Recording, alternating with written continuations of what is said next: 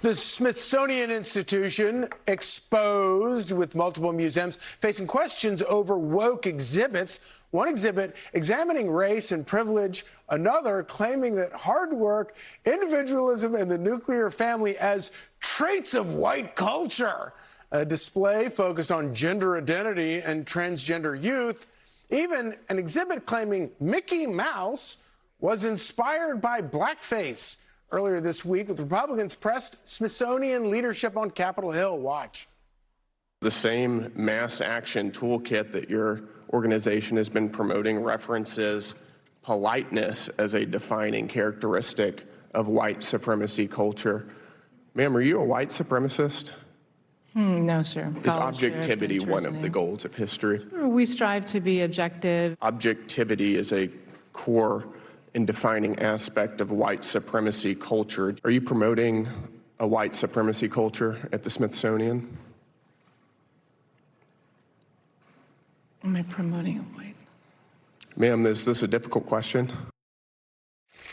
So with that, let's bring in Fox News contributor Ben Domenech, opinion editor for the Daily Wire. So, Anthea Hartig, who's runs the Smithsonian Institution, could she have pulled off a worse performance this week? Charlie, I don't think so. And look, we always are looking at the rising talents in the Republican coalition of the center right, and I think that Brandon Gill certainly meets that requirement. And the way that he fillets people in hearings is always impressive. This time, he really had this was a softball. This was an easy one. It's just the Smithsonian. The thing is, the Smithsonian has all sorts of great things in it. I recommend it to everybody. The National Gallery, the Air and Space Museum, check it out. Natural history, etc. The kids love the dinosaurs.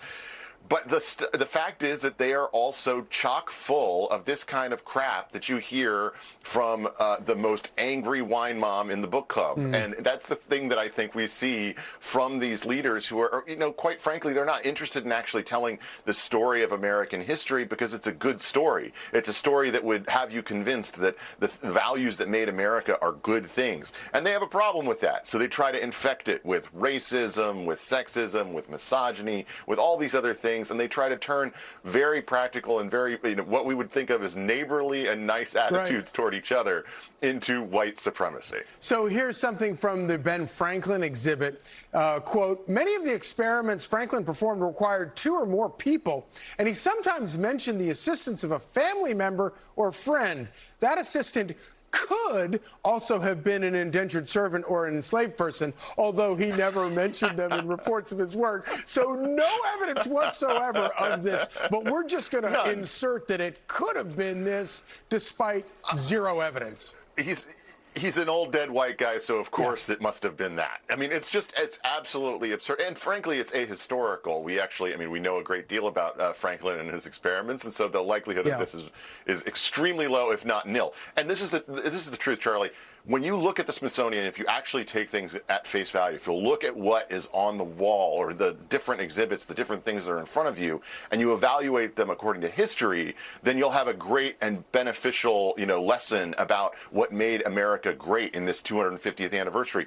What you have to do instead is to warp it, subvert it, turn it into something else in order to have a different lesson so it makes you feel bad about the way that our country was formed, which is what all these people are trying to do. I think it's malevolent, I think it's evil, and I think it's one of the reasons why we have problems today, like, frankly, the mayor of New York City, because people have been sold a bill of goods about the things that made this country great. One of the things that tells you how great the story of our founding is how hard these people work to try to conceal it and to keep people from actually learning it. Because if you actually learn it, you're like, oh man, this is fantastic. You mentioned You're Brandon Gill. Absolutely right. Brandon Gill is he's so masterful at this. But the other thing that I thought was really striking about these hearings was the degree to which Democrats on the committee became so unhinged trying to defend this stuff, and it makes you start thinking, oh wait, this really is part of some larger effort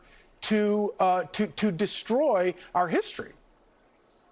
Charlie, you and I are old enough when it comes to American politics to remember a point where Democrats were not ashamed to fly the flag or to wear a flag pin. To be proud to be American was not something that meant that you had a political allegiance one way or the other. The fact that the Democrats want to concede that to be a monopartisan affair, I think it's bad for the country, but I also think that it's something that they're going to come to regret. This is a country that's great. People are proud of it. Normal Americans are proud of this country, and they have every right to be. We have a great inheritance, and we are incredibly fortunate to live in the greatest country on earth. And the fact that the Democratic Party wants to turn that into something we ought to feel bad about, man, these guys need to stop reading the New Yorker so much. They need to like get down and actually go to a NASCAR race and feel good about America for once. And when taxpayers travel across the country to come to their nation's capital to see how their money is being spent, they ought to be able to go to the Smithsonian and see all the great exhibits that you point out. Ben Domenech, as always, really appreciate it. Thanks. Great to be with you. Be sure to like and subscribe for all the Fox News latest on YouTube and catch full shows streaming now on Fox One.